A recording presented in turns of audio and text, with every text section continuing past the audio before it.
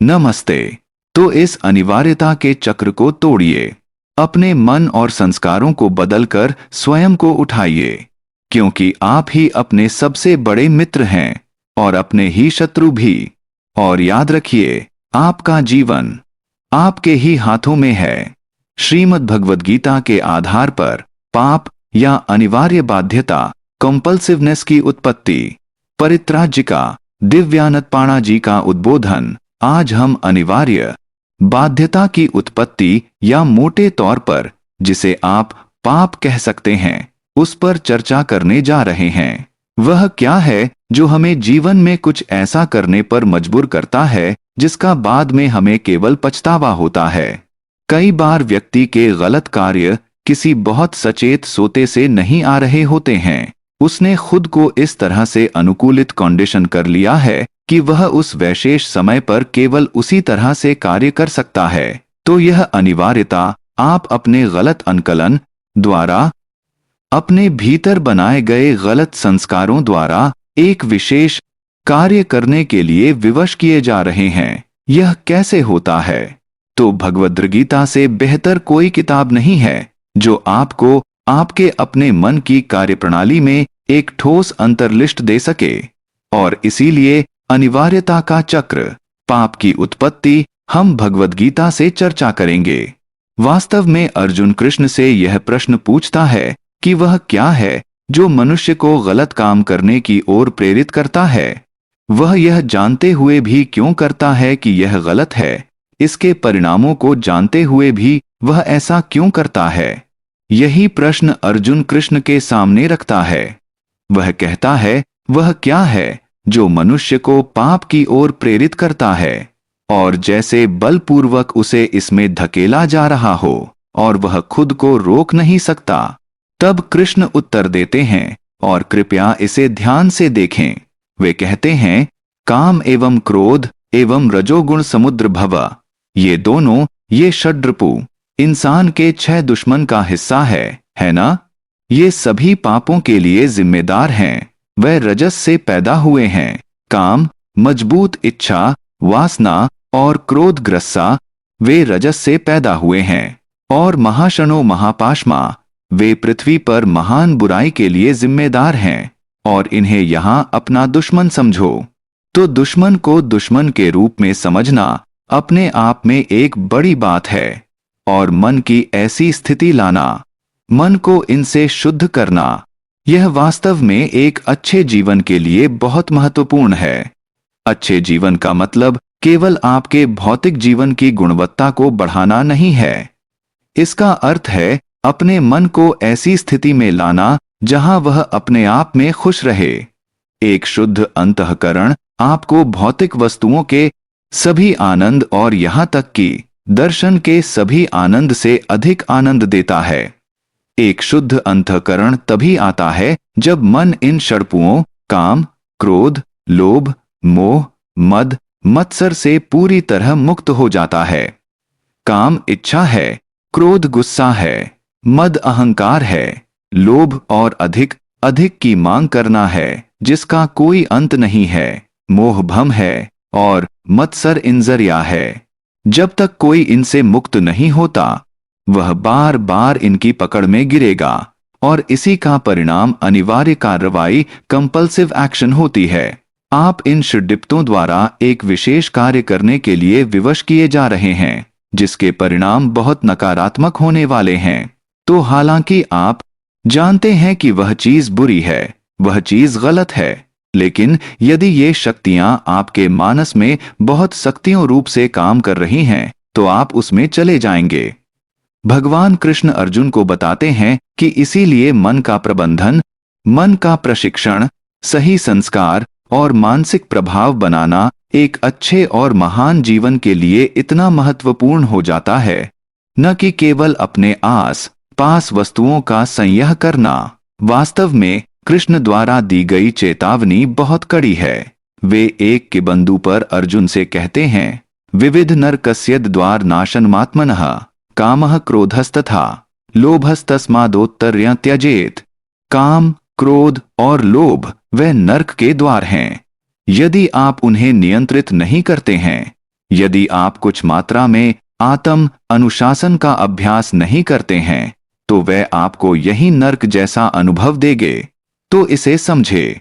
यह श्लोक भी भगवद गीता में है, आवृतन जान में तेन जानिनो नित्य वैरिणा। वे सारा जान ढक देते हैं। यही इच्छा का स्वभाव है। जितनी अधिक इच्छा उतना कम जान, जितना अधिक जान उतनी कम इच्छा। जब आप अपने भीतर इस शक्ति को रोकने और इसे जागरूकता की उच्च स्तर की ऊर्जा में परिवर्तित करने में सक्षम होते हैं तो स्वाभाविक रूप से आप में जान बढ़ेगा। और जब तक इसे निचली चीजों में, वस्तुओं का पीछा करने में खर्च किया जाता है, तब तक यह महत्वपूर्ण ऊर्जा की कमी है। और यह कहाँ निवास करता है, काम कहाँ रहता है? देखिए, प्रेम को भगवद गीता में बेहद खबूरसी से रखा गया है। अगला श्लोक कहता है, इंद्रियाणि मनोबुद्धिरस्याधिष्ठान मुच्यते। इंद्रियां और मन और बुद्धि, ये सभी इस काम इच्छा से रंग सकते हैं और परिणाम स्वरूप वे अपने भीतर संतुष्ट रहने और समझने के बजाय वस्तुओं का पीछा करते हुए बाहर की ओर काय करना शुरू कर देते हैं। इसीलिए सबसे पहले अपनी इंद्रियों को थोड़ा नियंत्रित करें। हर समय यदि वे इंद्रिय विषयों और सभी प्रकार की अश्लील वस्तुओं का पीछा कर रही हैं, तो आपका मन वैसा ही हो जाएगा, वह उससे रंग जाएगा। देखिए, ये कदम बहुत सरल हैं। अपने मन पर अपनी इंद्रियों के प्रभाव को समझें। आप जो कुछ भी देखते हैं, जो कुछ भी सुनते हैं, वह आपके मन की वृत्तियों को प्रभावित कर रहा है, बना रहा है। इसीलिए यह छांदोग्य उपनिषद में भी आता है, आहार का मतलब केवल वह नहीं है जो आप खाते हैं। आप सभी इंद्रियों के माध्यम से जो कुछ भी खाते हैं वह आहार है। आप आहार में जो कुछ भी लेते हैं वह आहार है। इसीलिए यदि आप कारण ही के बार है, इंद्रियों के माध्यम से केवल अच्छी सामग्री ले रहे हैं, तो मन शुद्ध रहेगा। यदि इंद्रियां सभी प्रकार की चीजों के संपर्क में आती हैं और आज उसकी कोई कमी नहीं है, तो मन अपना स्वभाव ही बदल देगा। इसलिए इसका ध्यान रखें। इसीलिए अपनी इंद्रियों को नियंत्रित करें। यह पहला कदम है। यह जानते हुए कि आपके मन पर यह इंद्रिय प्रभाव अज्ञानता का परिणाम होगा और आपके जान को नष्ट कर देगा, आपकी बुद्धि को नष्ट कर देगा। इसलिए इंद्रियों को नियंत्रित करें। यह प्रारंभिक शिक्षा है। जब हम शिक्षा की बात करते हैं तो हम क्या बात कर रहे हैं? अच्छे जीवन के लिए, महान जीवन के लिए संस्कारों का समावेश करना, यही शिक्षा होनी चाहिए, है ना? तो यह अनिवार्य रूप से हमारी आध्यात्मिक विरासत का हिस्सा है। कृपया समझें कि शुद्ध मन कैसे रखें। मैंने आपसे कहा था कि एक शुद्ध अंतःकरण आपको उन सभी खुशियों से अधिक आनंद देगा जो भौतिक दुनिया आपको दे सकती है। तो देखें कि आप इसे कैसे ला सकते हैं। यह सब इंद्रिय नियंत्रण और मन नियंत्रण से शुरू होता है। फिर स्वाभाविक प्रश्न उठता है कि जुनून पर विजय कैसे प्राप्त करें। यदि मैं स्वयं को इस तरह से अनुशासित करता हूं तो अंततः यह किस पर आता है? कृष्ण कहते हैं कि जुनून पर विजय पाना पूरी तरह से संभव है। क्यों? क्योंकि आप जानते हैं कि आपकी इंद्रियों से रष्ट आपका मन है, जिसका अर्थ है कि मन इंद्रियों को नियंत्रित कर सकता है। और आपके मन से रष्ट आपकी बुद्धि, इंटेलिजेंस है, आपकी उच्च बुद्धि। इसका मतलब है कि वह नियंत्रित कर सकती है। यदि आप अपनी इच्छा तय करते हैं तो यह मन को नियंत्रित करेगी। और उससे भी ऊंचा कुछ है जो असली आप हैं, आत्मा। आपके भीतर अमर आत्मा की शिक्षित इन सभी को नियंत्रित कर सकती हैं। तो आपका मन, आपकी बुद्धि और आपकी इंद्रियों, उन सभी को नियंत्रित किया जा सकता है। यह क्रम है। मन इंद्रियों से ऊंचा है, बुद्धि मन से ऊंचा है। अपनी बुद्धि को शुभ की ओर स्थिर करें। इसे ही श्रेय कहा जाता है। जब आप अपनी बुद्धि को जीवन की अच्छी चीजों पर स्थिर करते हैं और जानबूझकर जीवन की बकवास को छोड़ देते हैं, तब आप श्रेय के मार्ग पर चल रहे होते हैं। और याद रखें, मन के पीछे भी इस उच्च बुद्धि के पीछे भी आत्मा है, जो शुद्धतम की शुद्ध है। आपके बारे में सबसे गौरवशाली चीज वही असली आप हैं। तो अपनी जागरूकता की शिक्षित से इन सभी को नियंत्रित करें। आप इसमें पूरी तरह सक्षम हैं, गीता कहती है। और यदि आप इसका कार्यभार नहीं संभालते हैं, तो यदि आप ऐसा नहीं करते हैं, तो क्या होगा उसका क्रम भी गीता में बताया गया है। वह एक बहुत सुंदर श्लोक है। यह मानव जीवन में पतन का क्रम है। यह कैसे होता है, बस पहले श्लोक सुने। ध्यायतो विषयानुपुसः सड्गस्तेष्पजायते सड्गात् संजायते कामः कामात् क्रोधो भिजायते क्रोधात् भविता सममोह सममोहित स्मृति वैभमा स्मृति भंशाद बुद्धिनाशो बुद्धिनाशात् प्रणशयित। यह मानव जीवन में अनिवार्यता के पतन का क्रम है। अनिवार्य चक्र इस तरह शुरू होता है। ध्यायतो विषयानुपुसः, जब मनुष्य वस्तुतः केवल इंद्रिय विषयों पर ध्यान करना शुरू कर देता है, तो उनके प्रति लगाव बढ़ता है। सड्गस्तेष्पजायते, यह लगाव की ओर ले जाता है। सड्गात् संजायते, काम, लगाव से इच्छा शुरू होती है। आप उस वस्तु की इच्छा करने लगते हैं, चाहे वह कितनी भी अवास्तविक क्यों ना हो, उसे अपने जीवन में लाना संभव ना हो, फिर भी वह उसकी इच्छा करने लगेगा, क्योंकि यह आपकी इंद्रियों की शिक्षित है। वे जिससे भी जुड़ जाती हैं, वे इच्छा पैदा करेंगी। कुछ बहुत अवास्तविक लेकिन आपके जीवन में हो रहा है। फिर जब आपको वह इच्छा की वस्तु नहीं मिलती है, तो इसका परिणाम क्रोध में होता है। तो इच्छा से क्रोध उत्पन्न होता है। क्रोध से भ्रम डिल्यूजन आता है। अब आपकी समझ में कोई स्पष्टता नहीं रह गई है। आप बस उस वस्तु से चिपके हुए हैं, बस इतना ही। सम्मोहात् स्मृति विभसा, इस तरह की शोमक समझ आपकी याददाश्त के पूर्ण भ्रष्टाचार की ओर ले जाती है।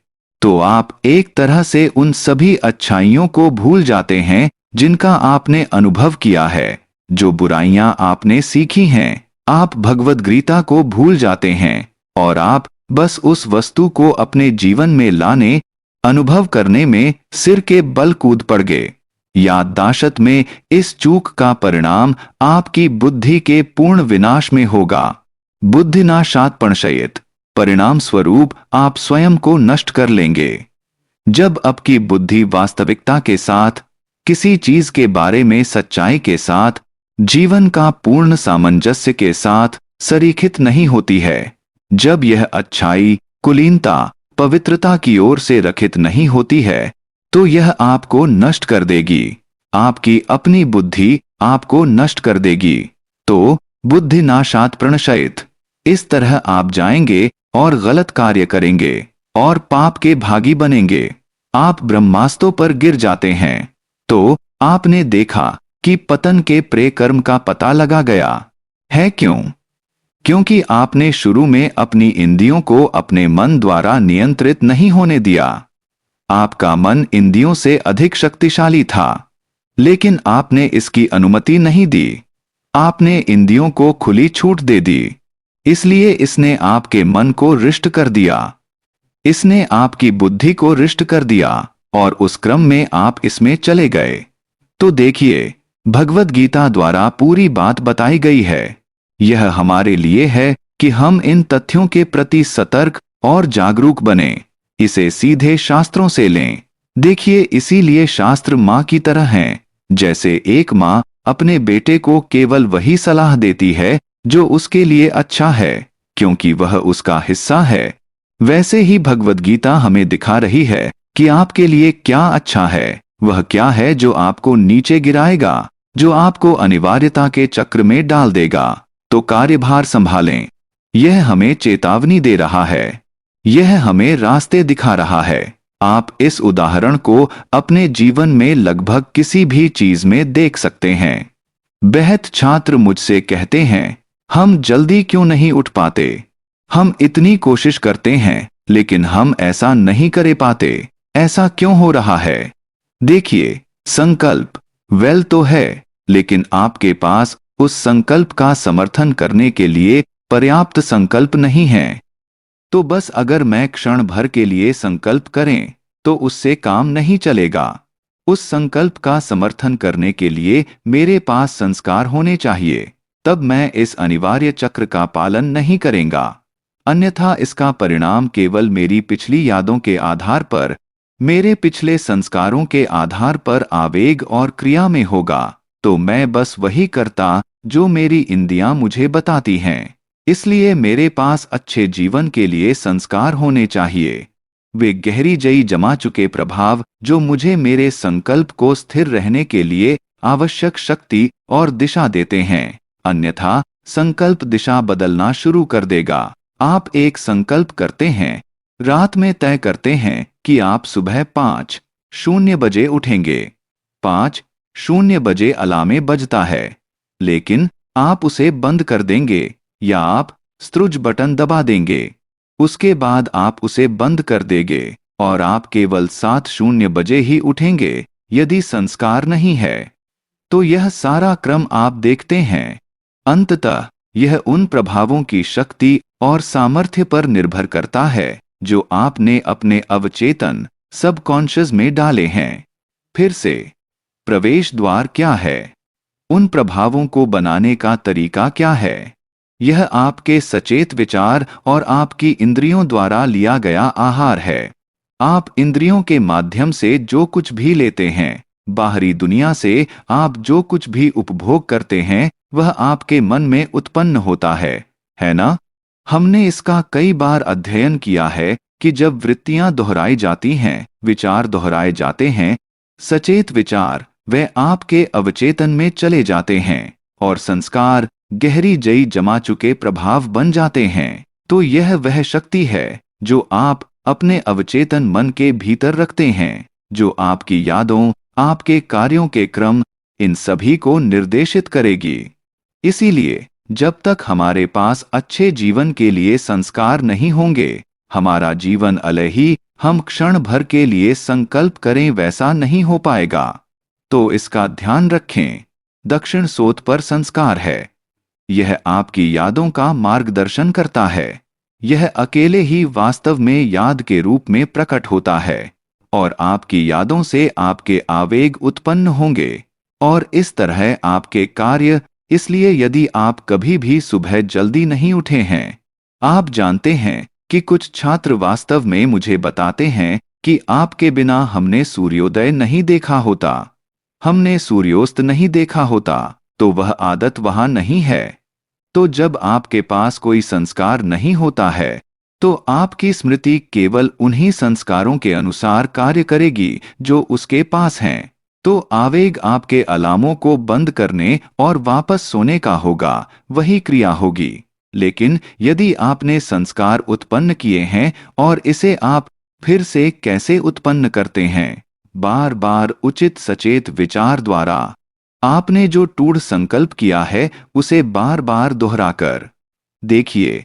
अवचेतन का प्रवेश द्वार कृपया याद रखें, केवल सचेत मन है। वहां यदि आप बार बार सही संकल्प करते हैं और अपने संकल्प के अनुसार जीते हैं, तो आवश्यक संस्कार बन जाएंगे। यह आपकी स्मृति बन जाएगा। आपका आवेग काफी अलग होगा। वह समय होता है जब प्रकृति अपनी शांति के सर्वोत्तम स्तर पर होती है। इसलिए आप उन अवधियों का इतना उत्पादक, इतना प्रभावी ढंग से उपयोग कर सकते हैं। तो फिर आपका कार्य बिल्कुल अलग होगा। सब कुछ इसी पर आधारित है। इसीलिए भगवद गीता का संदेश आप कह सकते हैं, इच्छा, आवेग और क्रिया के बीच अनिवार्यता के चक्र को तोड़े, अपने मन की प्रकृति को बदलकर, अपने संस्कारों को बदलकर, और आप वास्तव में अच्छा फलदायी जीवन जिएंगे। पूर्णता और संतुष्टि का जीवन, न कि अनिवार्यता के इस चक्र में चलते रहेंगे और निराश और उदास बने रहेंगे। यह सब आपके हाथों में है। इसीलिए भगवद गीता का बहुत शक्तिशाली संदेश है, उद्धरेदात्मनात्मानं नात्मानं वसादयेत् आत्मैव हयात्मनो बंध्रात्मैव रिपुरात्मनः।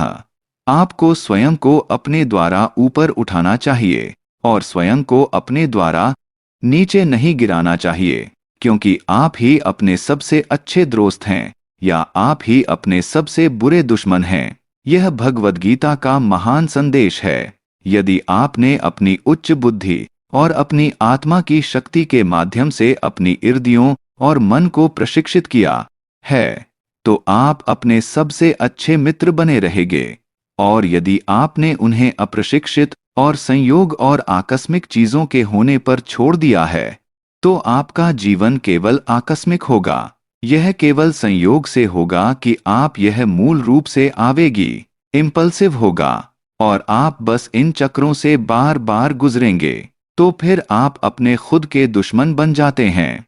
आपकी बुद्धि आपके खिलाफ काम करती है। तो पूरी चीज को अपने हाथों में ले। यही संदेश है। तो इस अनिवार्यता के चक्र को तोड़िए। अपने मन और संस्कारों को बदलकर स्वयं को उठाइए, क्योंकि आप ही अपने सबसे बड़े मित्र हैं और अपने ही शत्रु भी। और याद रखिए, आपका जीवन आपके ही हाथों में है। नमस्ते।